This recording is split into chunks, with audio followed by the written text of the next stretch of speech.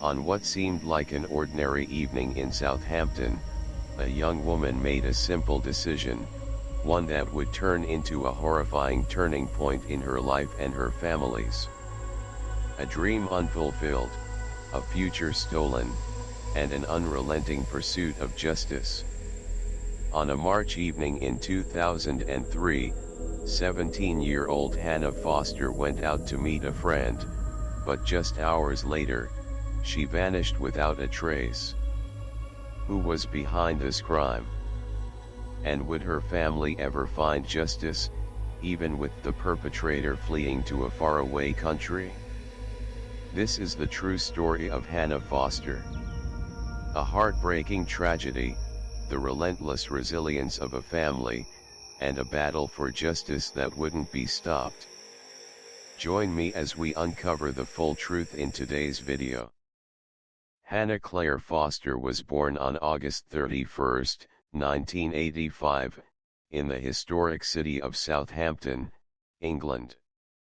Her story begins in a place filled with history and charm, where old-world architecture meets the gentle sounds of the harbor. But to those who knew her best, Southampton was simply the backdrop to a life filled with promise. A life that, at the time, seemed destined to unfold in ways full of potential and ambition. Hannah was born into a warm and loving family. Her parents, Hilary and Trevor Foster, provided her with everything she needed emotionally, physically, and intellectually. From the beginning, they fostered an environment where dreams were encouraged and nurtured. As a child, Hannah was nothing short of extraordinary. Teachers, family, and friends all knew her as someone who had an insatiable thirst for knowledge, someone who couldn't wait to understand the world and her place in it. Hannah's childhood was one filled with love, laughter, and learning. Growing up in a supportive household, she was encouraged to pursue her interests, explore her curiosities, and develop into the person she was always meant to be. She was an inquisitive child, asking endless questions about the world around her, always seeking to learn more. As she entered her teenage years, Hannah's interests only deepened. She developed a passion for science, particularly the field of medicine. The idea of helping others, of making a tangible difference in people's lives, resonated deeply with her. Her dreams of becoming a doctor began to take shape, and every step she took brought her closer to her goal.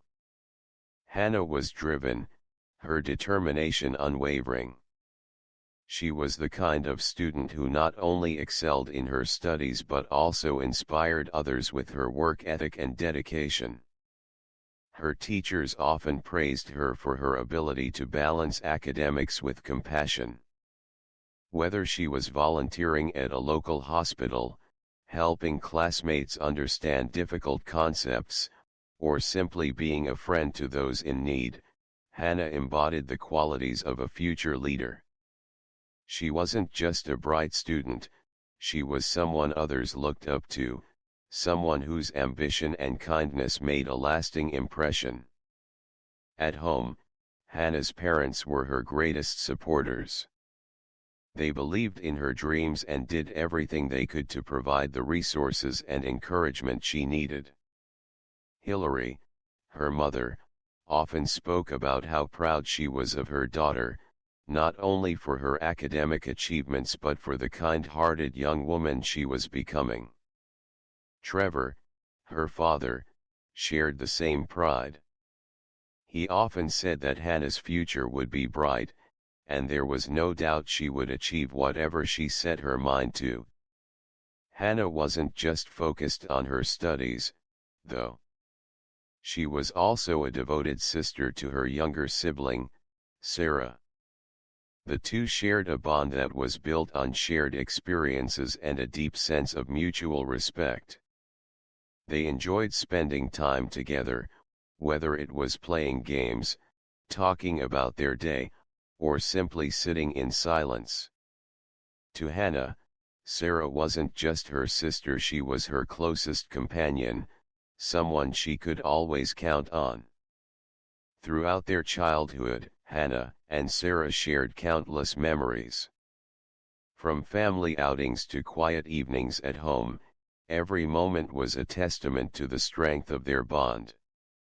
This sense of family would later play a crucial role in the fight for justice that would follow the tragic events of that fateful night. By the time Hannah reached her final year of high school, it was clear that her dream of becoming a doctor was within reach. She had excelled academically and was well respected among her peers. Hannah had been accepted to university, and she was ready to embark on the next chapter of her journey. The excitement of graduation was palpable. But even as she prepared for this new chapter, there was still so much more to her story, a story that, at the time, was still unfolding. Her graduation was a momentous occasion, not just for Hannah, but for her entire family. It was a culmination of years of hard work, dedication, and sacrifices. As she stood on stage, receiving her diploma, it was clear that this was just the beginning for her. The future seemed limitless, filled with opportunities to make a real difference in the world. No one could have imagined that this bright young woman, with her incredible potential, would soon find herself at the center of a tragedy that would forever change her family's life. March 14, 2003, began as any other Friday night. The weather was cool but calm, and the streets of Southampton were quiet. It was a night that seemed like any other until it became the night that would change everything.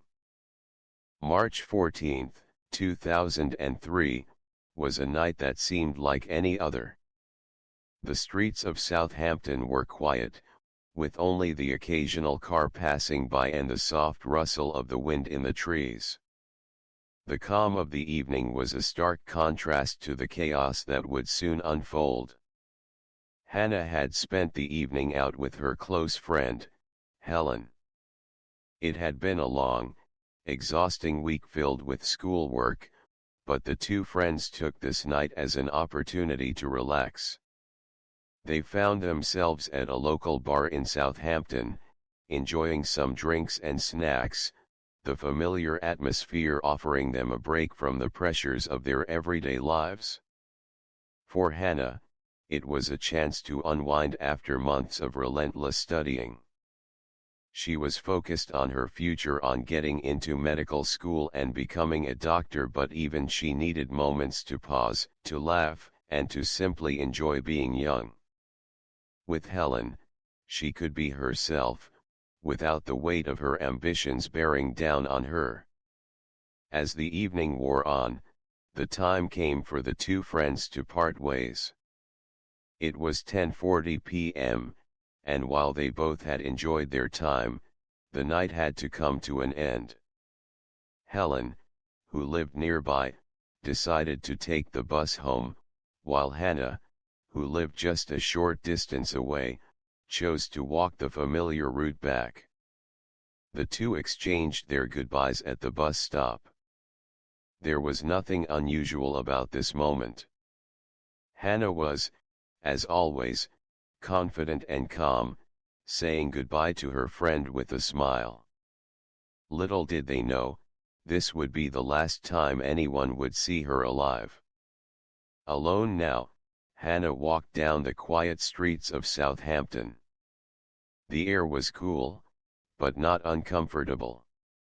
The world seemed calm around her, almost tranquil. It was a night like any other, and the familiar surroundings gave her a sense of comfort. She walked, step by step, unaware of the danger that was quickly closing in. Hannah's walk was uneventful at first. She had taken this route countless times before, and it was only a short distance to her home. The streets were dark, but not deserted. People still moved about, and the occasional car passed by.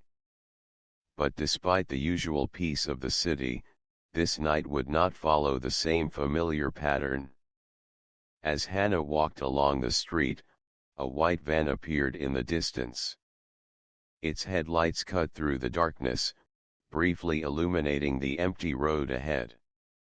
It moved slowly, almost cautiously, as if it was following a path, its presence barely noticeable at first. But as it drew closer, it became clear that this van was not simply passing by. Unbeknownst to Hannah, the van was following her. It wasn't just coincidence. This was no ordinary vehicle. It circled the area, lingering around the streets where Hannah walked. The driver, though unseen, was watching her carefully, his intentions hidden behind the wheel. A sense of unease begins to creep into the narrative as the night takes a darker turn. Back at home, Hannah's parents, Hillary and Trevor, were growing concerned. They had stayed up, as they always did, waiting for their daughter to return. But as the hours passed, they began to notice the silence growing around them. Their daughter, always responsible, had not called, nor had she sent any messages, as she typically would have. Hillary dialed Hannah's number once more. It rang, but there was no answer. She left a message, but the sense of dread deepened. By now, it was well past midnight, and the silence from Hannah was unusual. Something was wrong. Trevor, too, tried calling, but received no reply. They knew their daughter would never leave them in such a state of worry. As the hours passed, Hillary and Trevor's worry grew into full-blown panic. They knew something had happened to their daughter, something beyond the ordinary. At 3 a.m., they began to call their friends and family, trying to trace her steps. Had she gone to a friend's house? Was she with someone else? But no one had seen her. And no one knew where she was. By morning, the Fosters were frantic. With no word from Hannah, and after hours of waiting and searching in vain, they decided to contact the police. Their daughter was missing, and something felt terribly wrong. The calm, peaceful night had turned into a nightmare that would only grow darker in the days to come. The investigation began as soon as the police received the missing person report. They wasted no time, knowing the urgency of the situation. A search was launched, and officers scoured the area where Hannah was last seen. They began to review CCTV footage from the area, hoping to find a clue that would lead them to her. After reviewing hours of footage, the investigators discovered a chilling detail. A white van had been seen near the area where Hannah was walking. It wasn't just a random vehicle passing through, it had circled the area multiple times. The police immediately focused on this new lead, and they were soon able to trace the vehicle's movements, which would soon lead them to a key suspect. As the hours turned into days, the investigation into Hannah's disappearance became a priority for the police. The Fosters, heartbroken and desperate, held on to the hope that their daughter would return home safely. But as the search continued, it became increasingly clear that the situation was far more complex than they had initially believed. The police began their search in earnest, scouring the area where Hannah had been last seen. Officers searched the streets, alleyways, and nearby parks, looking for any sign of the missing teenager. The quiet, familiar streets of Southampton now seemed ominous, hiding the secrets of what had happened to Hannah on that fateful night. One of the first pieces of evidence to emerge was the footage from nearby CCTV cameras. The investigators combed through hours of recordings, hoping to find a clue that could lead them to Hannah. And then, a breakthrough came. A white van appeared on the footage, driving through the streets near where Hannah had been walking. The van seemed to be following her, appearing in multiple locations in the area. The footage showed the van passing Hannah a number of times, each time getting closer to her, almost as if it was waiting for the right moment to make its move. It was a chilling detail, suggesting that the driver of the van was not just passing through but was actively watching Hannah as she walked home alone. The investigators immediately focused on the white van. They knew this was a critical lead in the case. The van's appearance in the footage, combined with its repeated proximity to Hannah, made it the focal point of their investigation. They began working tirelessly to trace the van's movements and find out who it belonged to. As they dug deeper into the footage, the police also began questioning local business owners and residents who might have seen the van. Slowly, they pieced together more information, narrowing down the possible locations where the van had been seen.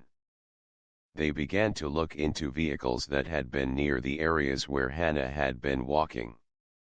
One witness described seeing the van parked near a quiet street where Hannah had been walking. The witness recalled seeing a man inside the van, although they could not make out his face. However, they did remember one key detail: the man had a South Asian accent. This description, though vague, provided investigators with a crucial clue about the possible identity of the driver. Back at the police station, investigators began compiling the data on white vans in the area. They cross-referenced registration plates and searched for any vehicles that had been reported in the vicinity.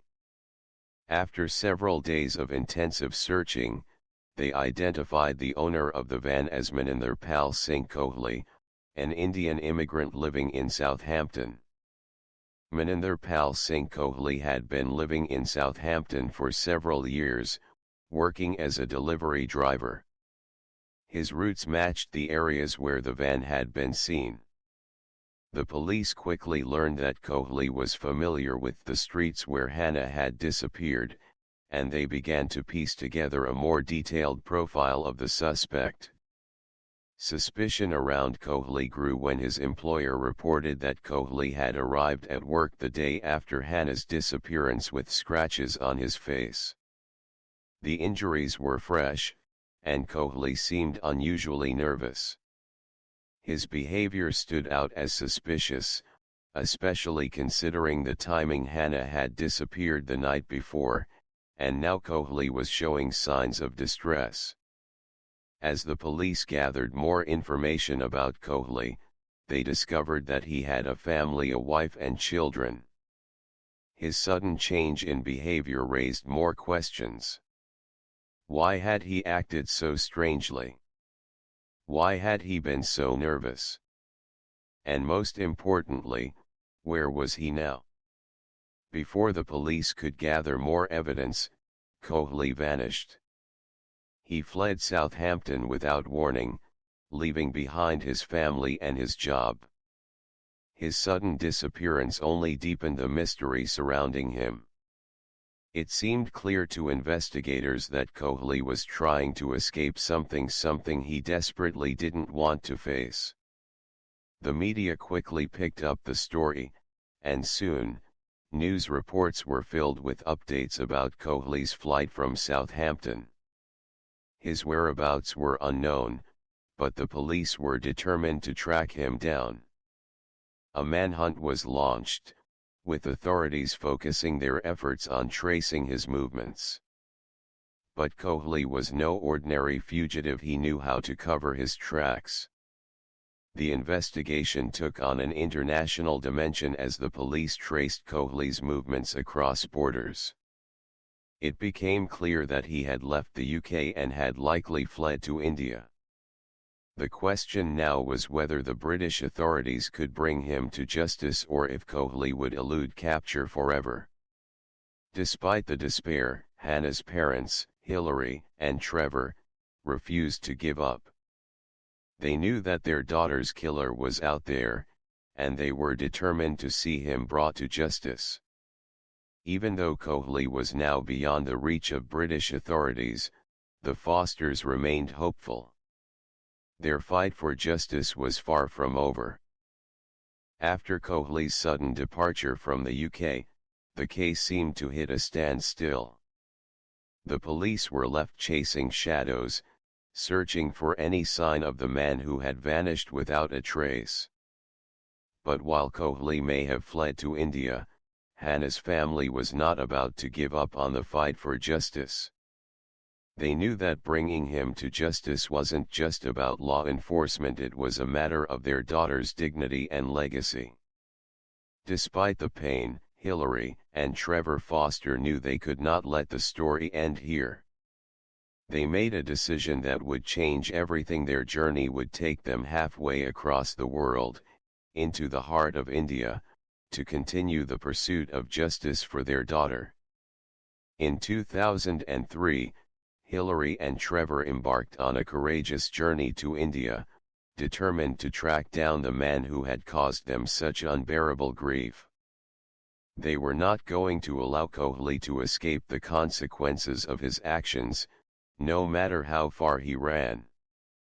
With the help of local authorities, British diplomats, and a growing network of volunteers, they began to press for Kohli's arrest in India. When they arrived in India, they faced a different kind of challenge. India, a country of vast complexity and a diverse landscape, was unfamiliar to the Fosters. But their mission was clear: to make sure Kohli could no longer hide in the shadows of his new life. They faced cultural and bureaucratic obstacles, but their determination never wavered. They were not just looking for a fugitive, they were searching for justice. Together with the British Embassy, the Fosters worked tirelessly to get Kohli's face into the public eye. They distributed flyers with his image, offering rewards for any information leading to his whereabouts. They held press conferences and conducted interviews, sharing their story with the world in the hope that someone would recognize Kohli or provide a crucial lead.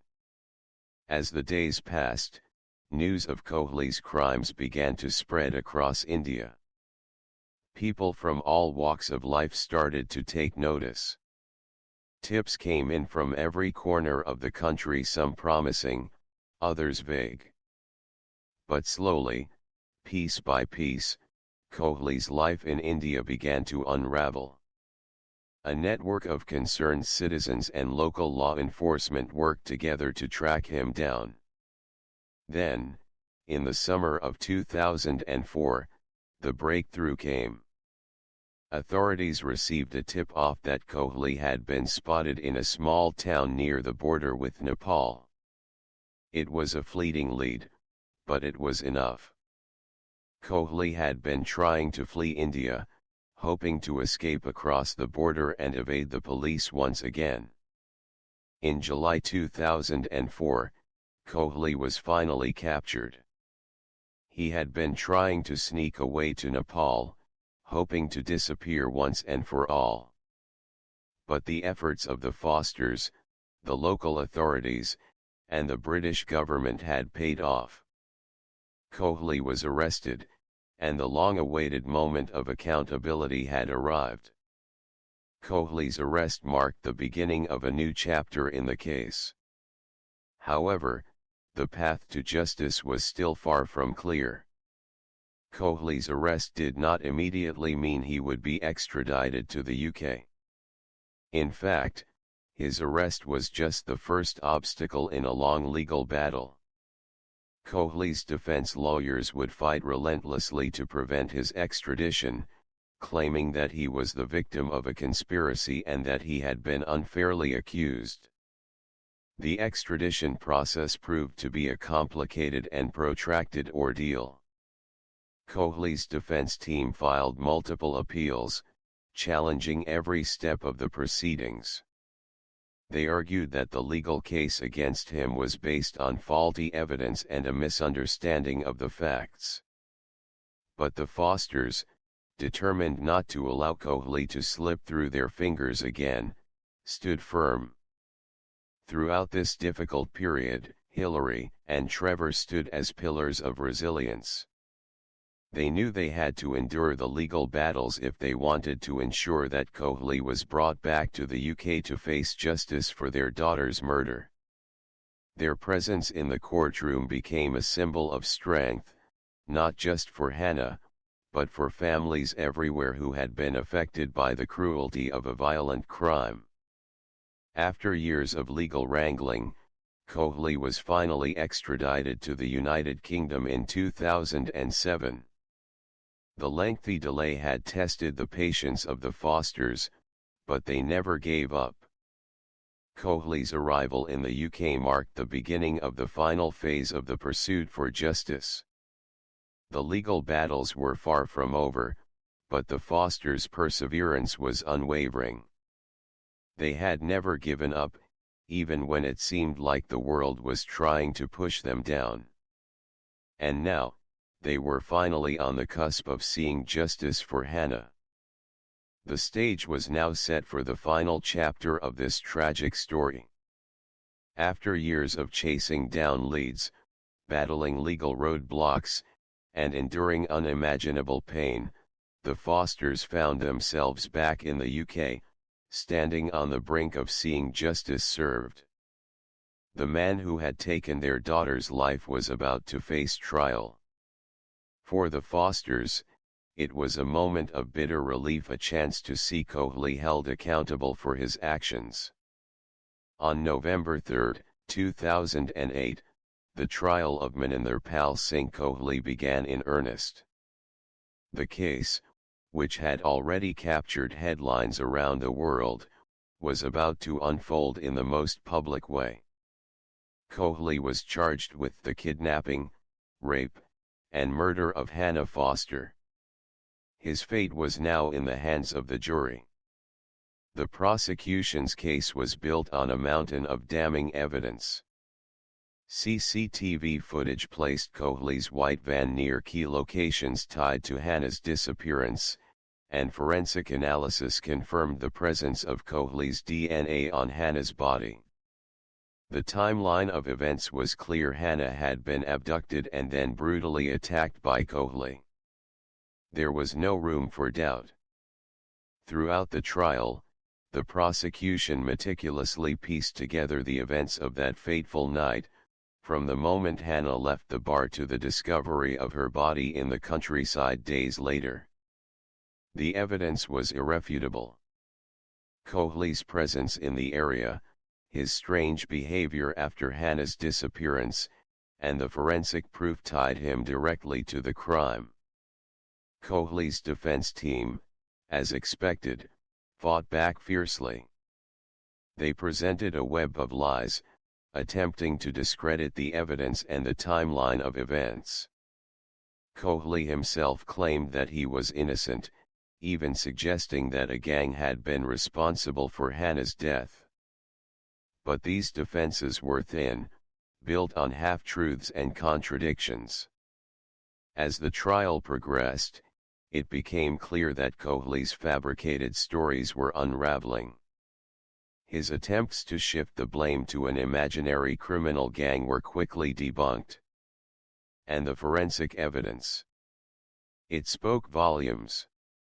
His semen had been found on Hannah's body, a damning piece of evidence that left no room for ambiguity. Every time Cohley's defense made an objection, every time they tried to derail the trial, the prosecution stood firm. The jury remained steadfast in their focus. The truth was clear. Coakley was guilty, and no amount of theatrics could obscure that. Finally, the moment of truth arrived. In his closing statement, the prosecutor laid out the evidence one last time. He spoke directly to the jury, reminding them of the horrors that Hannah had endured and the lifelong pain her family would carry.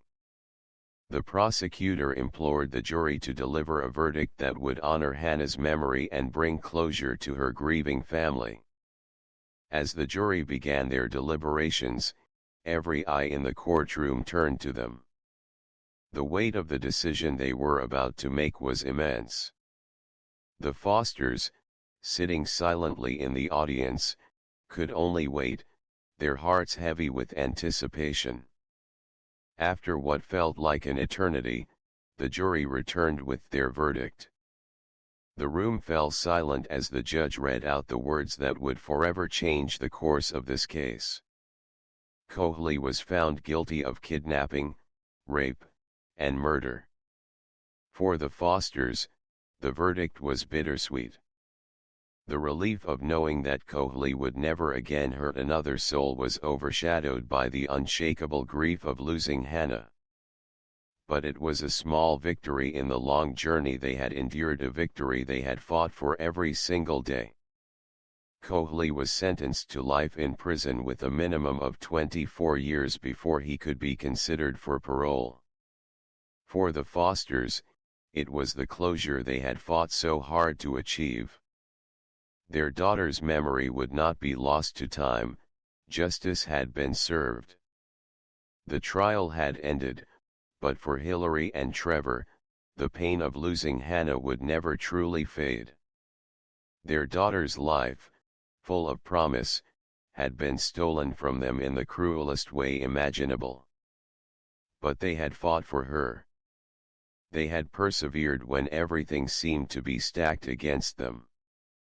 Though the court had rendered its verdict, Hannah's legacy would continue to live on.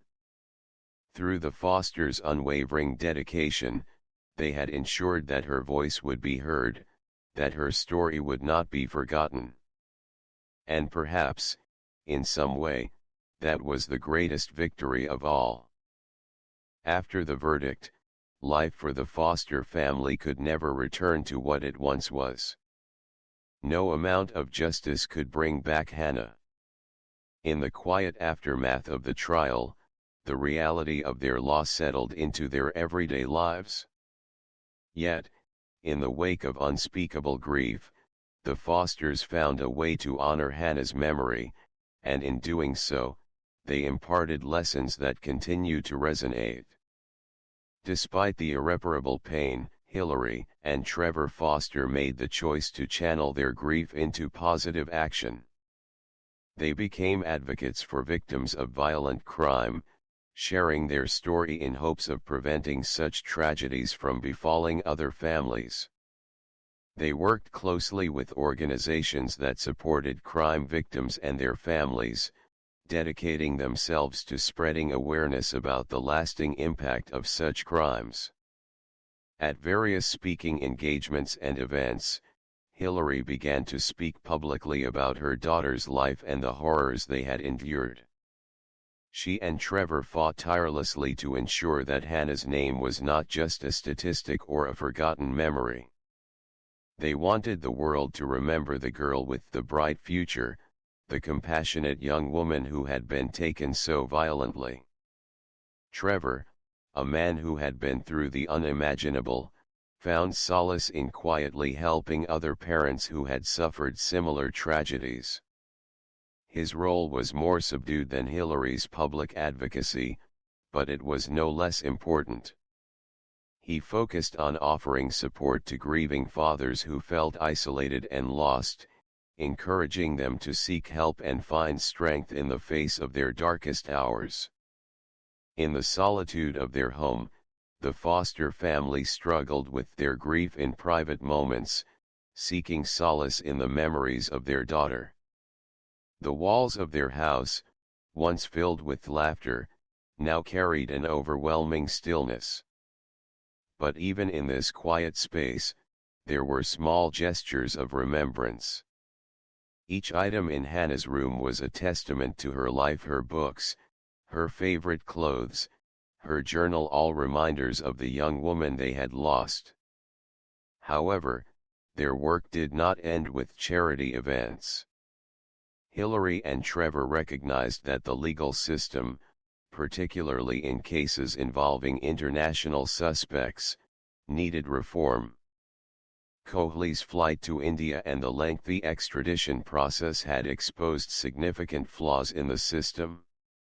The Foster family was determined to be a catalyst for change.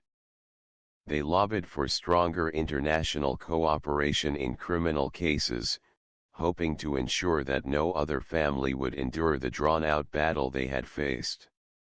In their tireless pursuit of justice, the Fosters sought to highlight the vulnerabilities in the system that had allowed Cohley to evade capture for so long. They advocated for improved extradition procedures, more rigorous international cooperation, and better resources for families navigating complex legal systems. Their efforts led to increased attention on the issue, even if it wasn't enough to change the laws overnight. As the years passed, Hillary and Trevor found themselves coming to terms with the painful reality of Hannah's loss. Yet, in their grief, they found purpose. Their mission was no longer just about justice for Hannah, it was about ensuring that her story served as a warning to others, and that the lessons learned could help prevent future tragedies. The Fosters were not alone in their journey. In their advocacy, they met other families who had lost loved ones to violence. These families, much like the Fosters, found healing in their shared experiences. Together, they formed a bond, a community of support for those who had faced the same indescribable pain. It was here, in the company of others who understood their suffering, that Hillary and Trevor found strength and solace. Back in Southampton, the community that had known and loved Hannah came together to remember her life. Local memorials were set up, and events were held in her honor. The young woman with big dreams, who had been taken so tragically, had left an indelible mark on her hometown.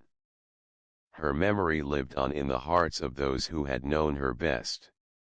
Every year, on the anniversary of her death, the Fosters continued their advocacy, reminding the world of Hannah's story. They spoke not only about their grief but about the dangers that could befall anyone and the importance of remaining vigilant in today's world. Their message was clear: violence against women should not be tolerated, and justice must always be pursued, no matter the cost.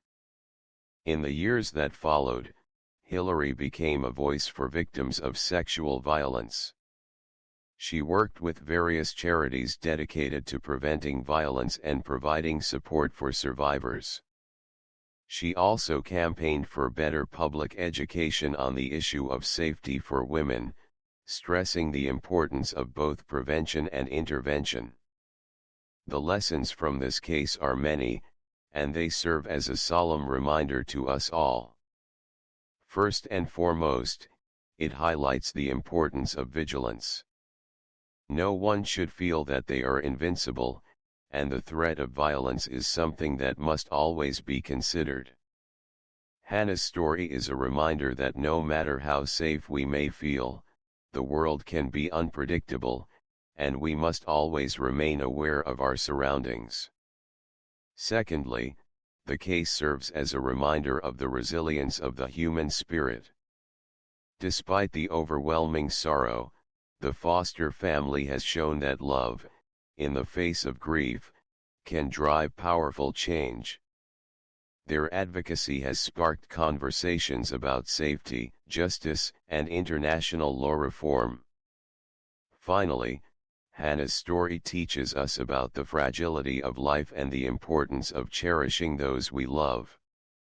In the end, What remains is the love we have for one another, the connections we build, and the hope that we can make the world a safer place for future generations.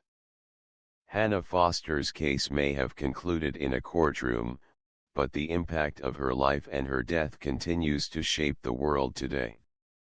The Fosters' relentless pursuit of justice and their efforts to bring about change are a testament to the power of love, perseverance, and the unyielding human spirit.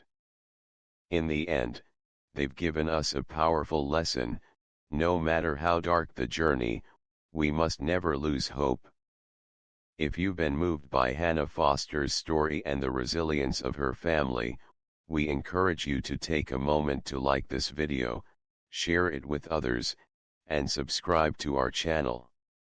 Your support helps us continue to bring these important stories to light and ensures that we can keep sharing the truth, the lessons learned, and the power of perseverance in the face of tragedy. By subscribing, you become part of a community that values justice, awareness, and the stories that need to be told. Together, we can make a difference one story at a time.